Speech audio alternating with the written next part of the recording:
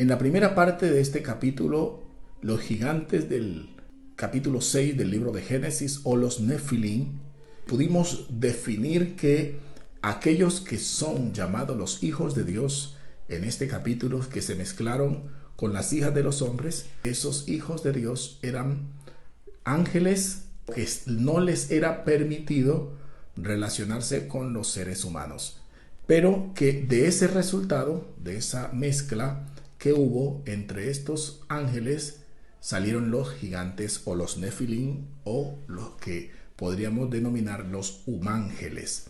Entonces, también vimos que en el libro de Lucas capítulo 20, verso 36, el Señor habla que los que sean tenidos por dignos de alcanzar la resurrección de los muertos, ni se casan ni se darán en casamiento. Dice que serán iguales a los ángeles y serán hijos de Dios al ser hijos de la resurrección. Allí encontramos entonces que los seres humanos pueden llegar a tener naturaleza angelical y por eso son llamados hijos de Dios. Ahora, aunque tienen esa naturaleza angelical, no por eso ellos no tienen inclinación sexual. Lo único es que no se les permite casarse. Vamos a ver lo que es la segunda parte de este capítulo, los gigantes o Nefilim del capítulo 6 del libro de Génesis. Ahora, decíamos que el Señor destruyó esta generación antidiluviana porque se pervirtió con la relación de los hijos de Dios con las hijas de los seres humanos, de tal manera que a Dios le dolió en el corazón haber hecho al hombre y por eso lo destruyó, dando a entender que debían haber muerto todos estos gigantes allí. Pero concluíamos la primera parte de este capítulo que reaparecen en el tiempo postdiluviano en la tierra de Canaán, cuando Moisés y todo el pueblo de Israel mandan a los espías a recorrer la tierra de Canaán. En el capítulo 13 del libro de Números, versículo 32, decía que ellos hablaron que la tierra que exploramos es una tierra que se traga a la gente que vive en ella. Toda la gente que vimos era enorme. Basta con decirles que vimos incluso a los Nefilim. Y ellos, la Biblia dice, aclara, los descendientes de Aná vienen de los Nefilim. Entonces, los Nefilim, la palabra Nefilim, dice que es una palabra que tiene un significado hebreo que significa pueblo que ha caído. Por allá por el año 2000 antes de Cristo, ya los egipcios se enfrentaban a estos gigantes y les temían, porque eran, como aparece en el tiempo de Saúl y David, que uno solo de estos gigantes podía aterrorizar a todo un ejército. Y ese es el caso de Goliat, que los hijos de Israel no podían enfrentarlo porque nadie se atrevía.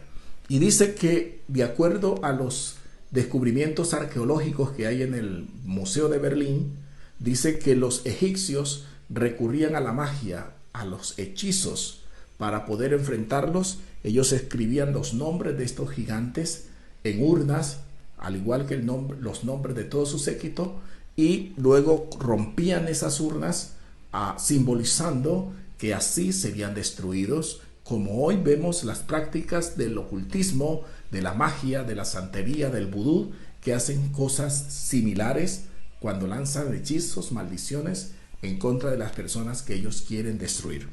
Pero la pregunta es, ¿de dónde reaparecieron y de dónde vinieron? Así que vamos a mirar cómo reaparecen estos gigantes en el tiempo postdiluviano. En el tiempo antediluviano y después del diluvio existieron dos hijos que son conocidos como los hijos malditos. El uno es Caín y el otro es Cam. El Caín es delante del diluvio y Cam es después del diluvio. Caín es hijo de Adán y Cam es hijo de Noé. Los dos recibieron una maldición que no sería cualquier maldición. En el caso de Caín, el Señor le dice que lo echa de su presencia y no va a volver jamás a ser reintegrado a la comunión con Dios. Y en el caso de Cam, mirábamos que la maldición que Noé le lanza es que va a salir de esa presencia de él como padre y no va a heredar bendición sino maldición, y que lo condena a ser esclavo de los esclavos de sus hermanos. Así que tanto Caín no tenía nada que perder como Cam tampoco tenía nada que perder. Por lo tanto, Caín bien pudo abrirle puertas al enemigo para que a través de Caín pudiera entrar, o esa descendencia de Caín pudiera entrar Satanás y todas esas fuerzas espirituales a pervertir la humanidad en esa generación. Y lo mismo a través de Cam y toda su descendencia. Cam es el padre de Canaán. Canaán es el hijo de Cam, que es el progenitor de todas esas naciones: amorreos, eteos, jebuseos. Todos los cananeos son descendientes de Cam. Y como podemos observar, es que esa tierra de Cam es donde reaparecen los Nefilim, donde reaparecen los gigantes, y están relacionados con una descendencia de un hijo maldito. ¿Por qué? Cuando una persona se siente condenada, pues le abre puertas al enemigo, porque él ya no tiene esperanza. Así que miremos qué dice la palabra del Señor. Dice la Biblia en el libro de Josué, capítulo 11, versículo 21 y 22, que Josué y todo el ejército del pueblo de Israel los enfrentó a estos Nefilim. Dice: también en aquel tiempo vino Josué y destruyó a los anaseos de los montes de Hebrón, de Debir, de Anat, y de todos los montes de Judá y de todos los montes de Israel. Josué los destruyó a ellos y a sus ciudades. Ninguno de los anaseos o de los gigantes quedó en la tierra de los hijos de Israel. Solamente quedaron en Gaza, en Gat y en Asdod. Por esto que leemos, pareciera que al comienzo como que se hubieran extinguido todos. Pero luego dice, al concluir ese relato, que quedaron en 3 ciudades: en Gaza, en Gat y en Asdod. ¿Qué eran esas ciudades? Se convirtieron, o eran las ciudades luego que conocimos como el territorio de los filisteos. Esas 3 ciudades eran conocidas como el territorio de los filisteos. Y en ese territorio quedaron estos anaseos, quedaron estos nefilim, quedaron estos gigantes, oprimiendo al pueblo de Dios. Así que por 300 años que duró el tiempo de los jueces, los anaseos o los nefilim permanecieron en medio o alrededor del pueblo de Israel.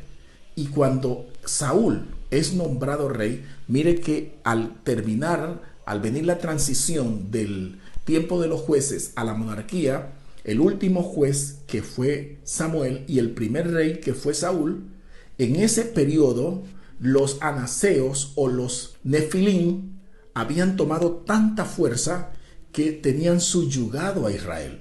No les permitían tener armas. El único que llegó a tener un arma en Israel fue Saúl, espada. En el caso de la espada, Saúl y su hijo Jonatán. El resto, todos tenían que ir a afilar sus armas o sus herramientas al otro lado donde estaban los filisteos, porque ellos no les permitían elaborar ningún material en hierro. Así que los tenían subyugados porque tenían allí a los gigantes, y estos eran los que predominaban en ese momento. Saúl no pudo enfrentar a los gigantes, y por eso el Señor levanta a David. El primero que vemos donde reaparece desde Josué hasta el tiempo de David, que han transcurrido aproximadamente 400 años, no se vuelve a ver un enfrentamiento entre los descendientes de Abraham, que son los israelitas, con los nefilim o los gigantes. Pasan esos 400 años y los gigantes cohabitan alrededor de la nación de los israelitas, y el resultado que vemos es que el pueblo de Israel ahora ha caído. Ni siquiera Sansón con toda su fuerza pudo enfrentar a estos gigantes, porque se dedicó precisamente a enamorar a las filisteas en vez de ir a cazar a estos gigantes con toda la fuerza que el Señor le dio. Pero vino un muchacho, David, y cuando oyó que ese gigante filisteo, Goliat, desafiaba al ejército de Dios, él dijo: yo lo enfrentaré y le voy a cortar la cabeza. Y fue el primero de toda esa línea de gigantes, que fue el principio del fin para toda esa generación de Nefilim que Dios de alguna manera no quiere o no ha querido que estén relacionados con los seres humanos, porque por eso destruyó a esa generación antes del diluvio, y por eso mismo vemos que destruye o manda a destruir a esos cananeos, a esas tierras, a esas naciones cananeas, porque están pervertidas. Y observemos, segunda de Samuel, no era Goliat no era el único que existía en esos días. Dice en el libro de segunda de Samuel, capítulo 21, verso 18: otra vez hubo guerra, una segunda guerra, después en Gad, contra los filisteos. Entonces Sibecai mató a Sab, quien era uno de los descendientes de los gigantes. Allí lo dice claro.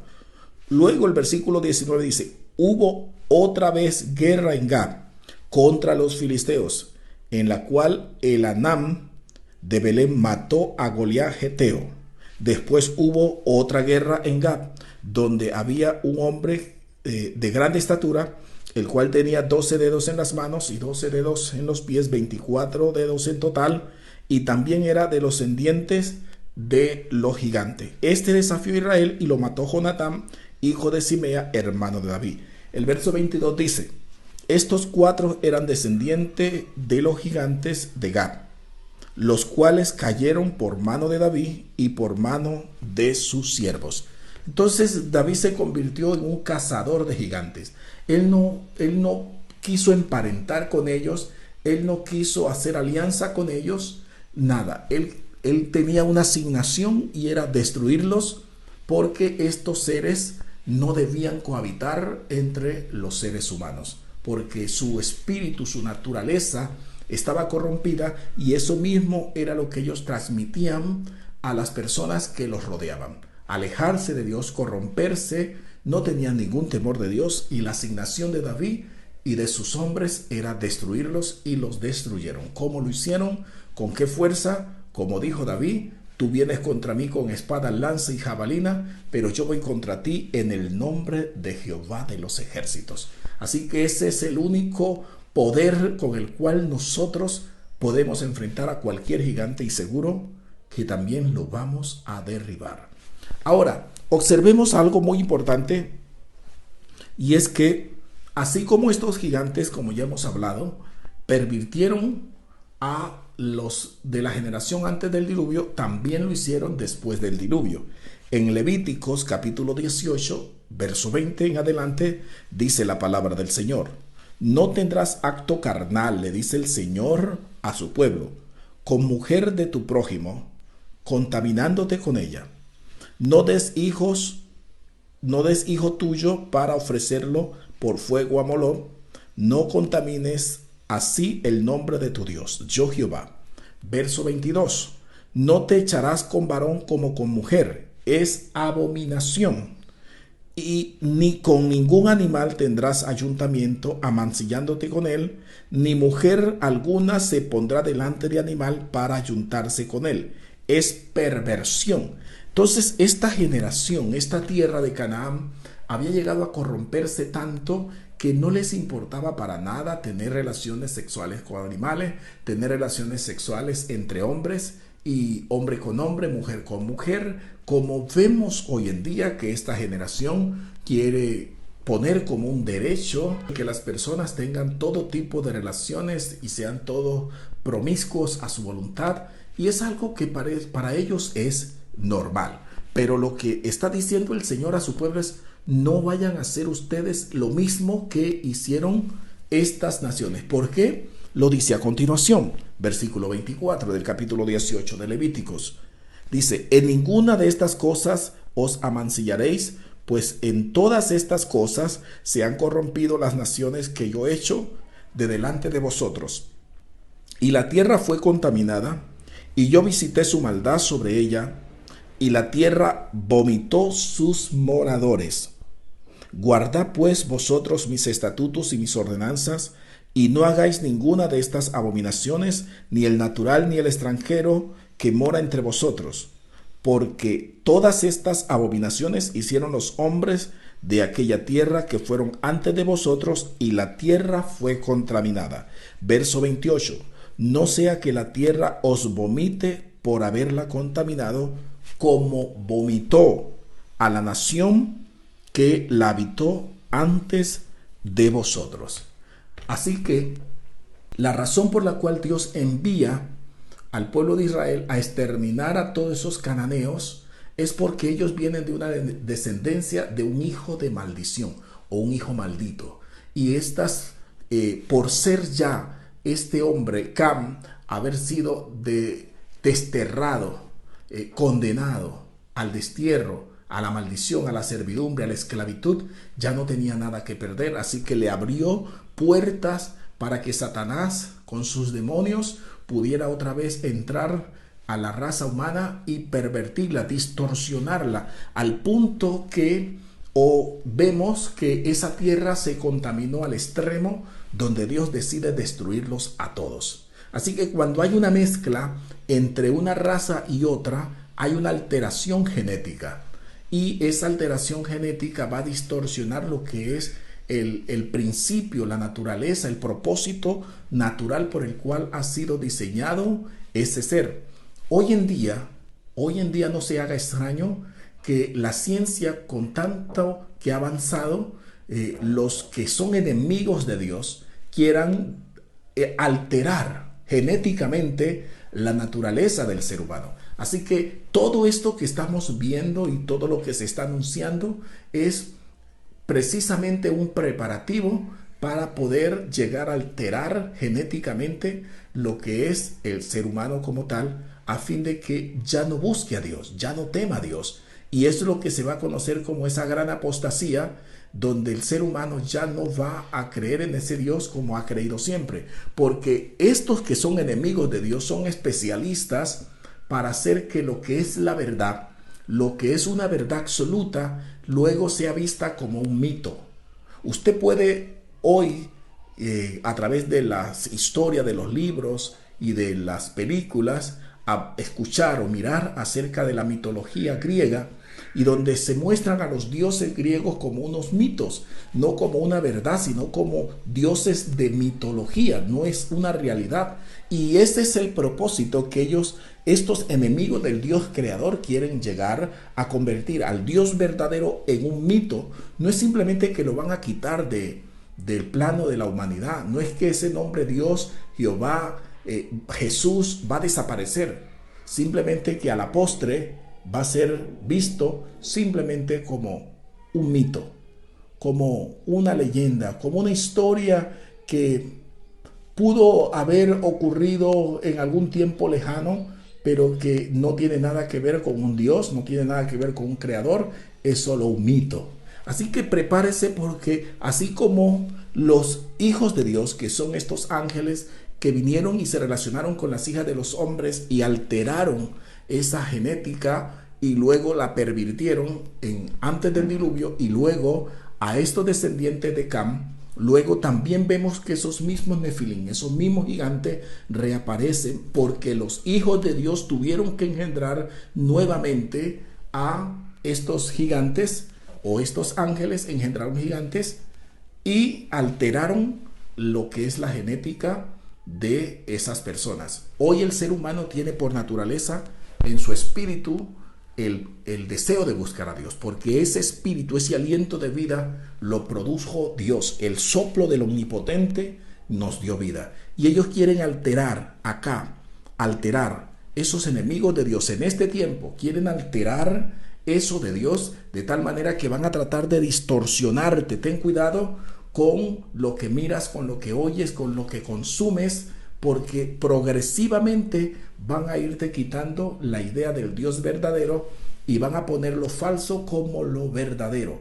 Así que son especialistas en que la verdad la convierten en mito y lo que es una mentira la convierten en una verdad.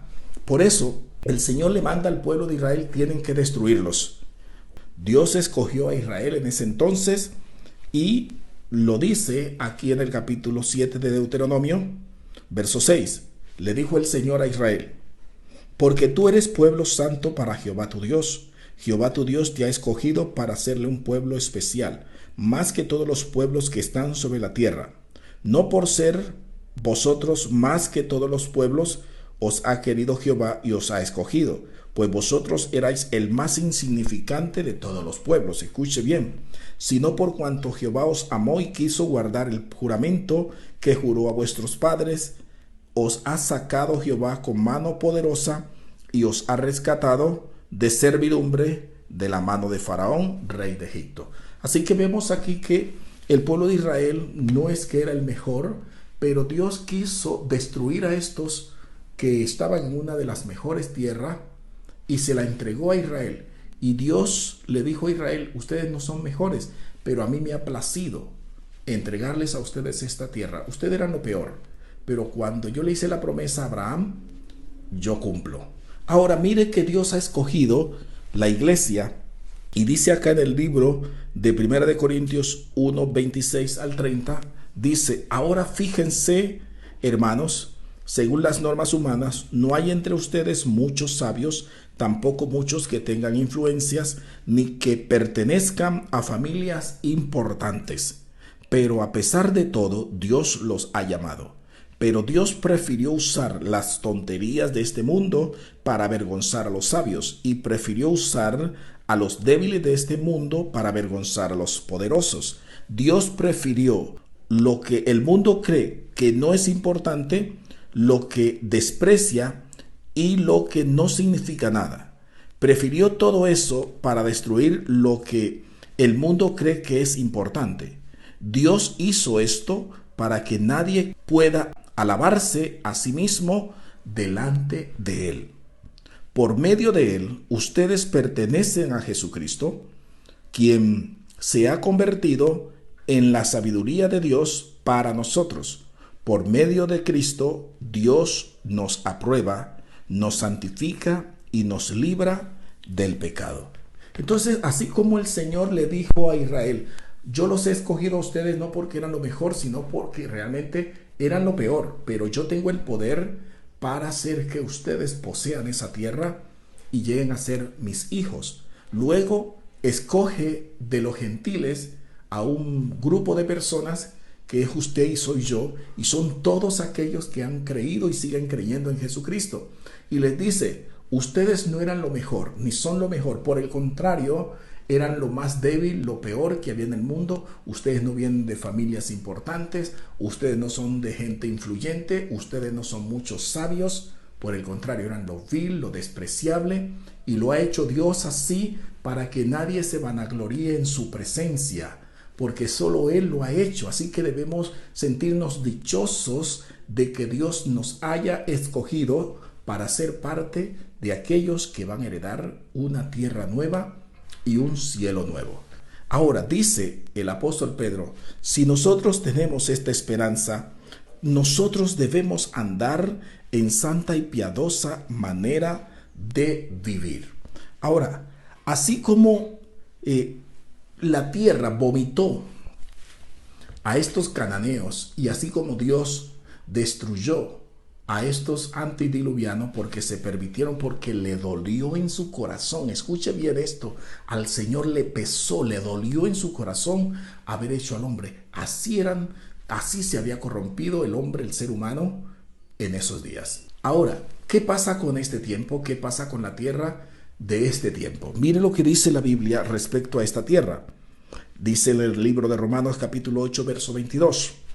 Todos sabemos que hasta hoy la tierra, toda la creación se queja de dolor y sufre como una mujer con dolores de parto. Escuche, le repito esto.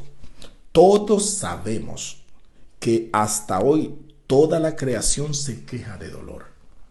Hasta hoy toda la creación se está quejando de dolor. ¿Por qué se queja de dolor? ¿Qué es lo que vemos hoy en esta tierra? ¿Será que también el Señor le duele y le pesa haber creado a esta generación, a estos seres que viven hoy en la tierra? ¿Será que así como esa tierra de Canaán se hastió de esos cananeos por su perversidad, esta tierra también está hastiada de estos seres humanos que viven hoy en ella? Esta tierra seguramente también está hastiada. Esta tierra seguramente ya no aguanta más. Todas estas plagas, estos virus y todo lo que vemos hoy es el resultado de esa descomposición, de la avaricia, de esa codicia del ser humano, de esa maldad que no tiene contemplación para destruir cada vez más esa casa, ese hogar donde Dios nos ha puesto para vivir. Y vemos que el hombre sin ninguna consideración destruye, contamina los mares, los ríos, la tierra misma, el aire, y no le interesa. Es tal su descomposición, su alteración a lo que considera lo que está bien. Se consideran inteligentes, pero realmente están siendo insensatos porque están destruyendo su lugar donde pueden cohabitar en esa plena armonía. Por eso también Dios ha decidido destruir y va a destruir también toda esta tierra. Miremos entonces, cuando el Señor iba a destruir a Sodoma y Gomorra y las ciudades vecinas, Él mismo descendió a corroborar todas las quejas que habían llegado hasta Él por causa de la maldad que había en esas ciudades. Miremos lo que Él le dice a Abraham. Capítulo 18 de Génesis, verso 20 y 21. Luego el Señor le dijo: existen tantas quejas en contra de Sodoma y Gomorra, y sus pecados son tan grandes, que he decidido bajar a ver si en realidad han hecho todas las cosas malas que me han dicho. Y si lo han hecho, yo lo sabré. Esto nos muestra que Dios, cuando va a condenar o a hacer un juicio, no simplemente se deja llevar por rumores o sencillamente da un cara y sello. No, Él corrobora, y eran tantas las quejas, tanto el clamor que había subido a los oídos de Dios a causa de toda la maldad que estaban haciendo los moradores de Sodoma, de Gomorra y de todas las ciudades vecinas, que los oídos de Dios estaban ya hastiados, cansados de tanta queja de la humanidad o de los seres que habitaban alrededor de estas ciudades por la perversidad que estos hombres estaban practicando. Y Dios dice a Abraham: he descendido para ver si lo que me han dicho de ellos es verdad, y lo sabré. Y lo que vemos es que era verdad, porque Dios decidió enviar el juicio y exterminarlas hasta hoy. Ahora, ¿quiénes son estos que se quejan? ¿Quiénes son estos que levantan ese clamor en contra de esas maldades, de esas prácticas de estas personas? Miremos entonces aquí otro pasaje que nos va a decir quiénes son estos. Y seguramente aquí encontramos en el libro de Éxodo, capítulo 22, verso 21 al 24, donde el Señor le dice: no maltrates ni oprimas a los inmigrantes, porque ustedes también fueron inmigrantes en Egipto. No los maltraten. No maltrates a las viudas, ni a los huérfanos, si los maltratas a ellos, si los maltratas y ellos me piden ayuda, con toda seguridad yo los voy a oír. Me enojaré mucho y te mataré a ti a espada. Tus mujeres quedarán viudas y tus hijos huérfanos. Entonces, esos que levantan ese clamor, o que el Señor alude o dice que en contra de Sodoma y Gomorra, esas ciudades que destruyeron, se había levantado tal clamor, tanta queja, que Él tuvo que descender a mirar si era verdad. Ahora el Señor dice acá al pueblo de Israel: ustedes no deben de maltratar al inmigrante, usted no debe maltratar a la viuda, usted no debe hacerle injusticia al huérfano, al jornalero, porque si ellos se quejan, si ellos claman a mí y me piden ayuda, yo me voy a personar para hacerle justicia, y me voy a enojar contra ustedes si eso que ellos están diciendo es verdad, y los voy a destruir a ustedes, y sus mujeres también quedarán viudas y sus hijos quedarán viudas. Ahora le pregunto a usted que está mirando este video, este tema, ¿será que en este tiempo habrá viudas, huérfanos, inmigrantes, jornaleros que se quejan, que levantarán algún tipo de queja delante de Dios? Porque aquellos que se creen los dueños del mundo, los poderosos, los de mejor sangre, los de mejor familia, se creen con el derecho de maltratarlos. Mire cuánta gente inmigrante, usted cuando viaja por el mundo se da cuenta el rechazo, el menosprecio, la discriminación a esos pobres, a esos jornaleros que no les pagan lo justo ni se lo pagan a tiempo, y ellos creen que están por fuera de la justicia, porque simplemente hacen lo que mejor les parece y compran a los jueces para no pagarle lo que es justo a estas personas pobres. Pero hay un juez que no se deja sobornar, y es el juez de jueces, que es el Dios que hizo el universo. Y estos inmigrantes, si ellos se quejan, si estas viudas se quejan, si esos huérfanos se quejan, si esos jornaleros se quejan, el Señor, dice, los escuchará. Y Él vendrá a corroborar si eso que estos indefensos se están quejando delante de Él es cierto. Y si es cierto, tendrá razones para castigar y destruir a aquellos que le están cometiendo injusticia. Así que usted hoy solo mire cuántas viudas, cuántos inmigrantes, cuántos jornaleros, cuántos huérfanos pueden estarse quejando, pueden estar pidiéndole, invocando ayuda al Señor para que le haga justicia.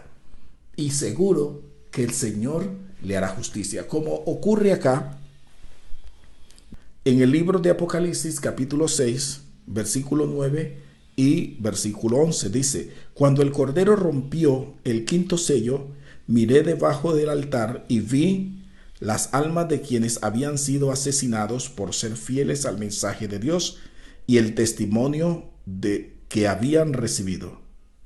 Gritaban muy fuerte, clamaban al Señor diciendo: Señor santo y verdadero, ¿cuándo vas a juzgar a los habitantes de la tierra y a castigarlos por habernos asesinado? Cada uno de ellos recibió una vestidura blanca, y se les dijo que esperaran un poco más, porque aún habían algunos hermanos y siervos de Cristo que debían ser asesinados como habían sido asesinados ellos. Mire esto tan escalofriante, pero que es una realidad. ¿Usted sabe cuántas personas han muerto, han sido perseguidas, destruidas, solo por ser cristiano? Solo por predicar el evangelio, solo por ser siervos de Dios.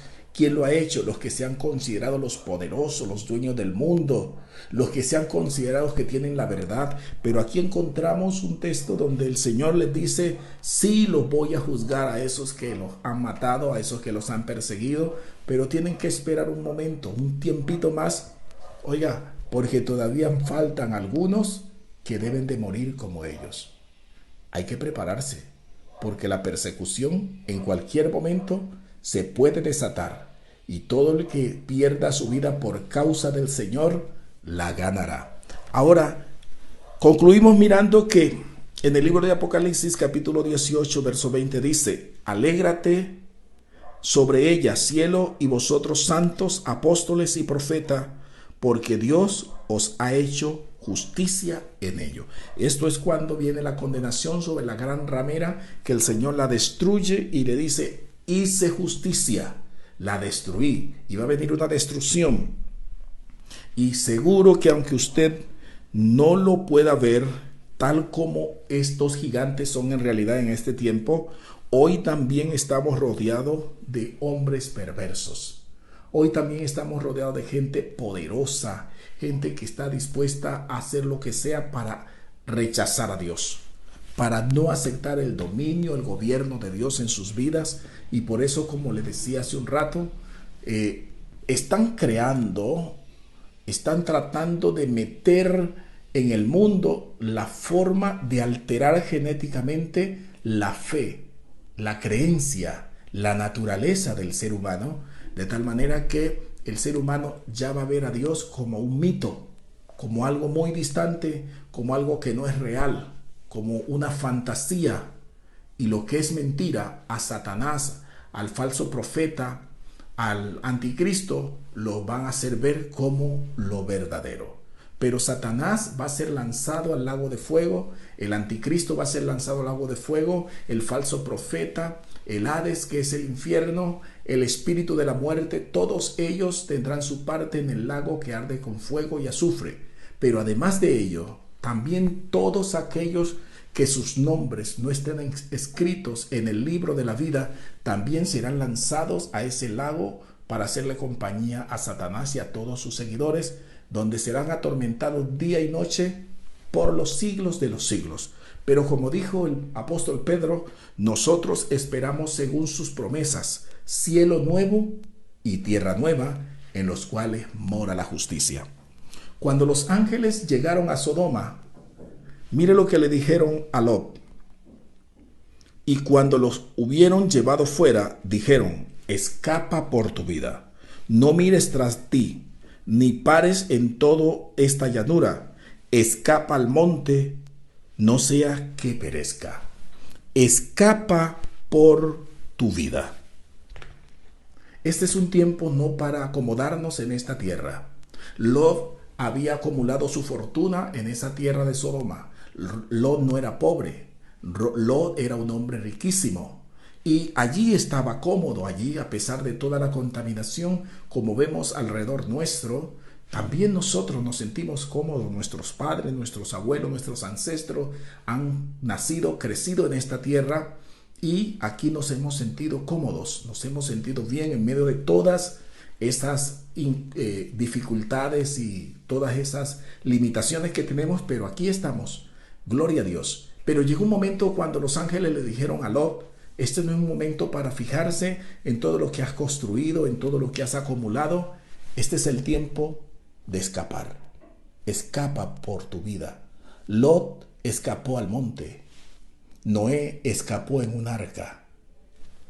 Usted, ¿cuál será su refugio? Hay un refugio para usted y para mí en este tiempo, y ese refugio se llama Jesucristo. Escapa por tu vida, no mires tras de ti. Hay personas que hoy no creen en el Señor porque sencillamente a ellos les dicen: es que yo soy libre, a mí no me tienen que imponer religión. Tenga mucho cuidado, porque a usted le van a imponer. Ya no va a ser opcional. La marca de la bestia no va a ser opcional. Dice que nadie podrá ni comprar ni vender si no tiene la marca, el número o el sello en su frente.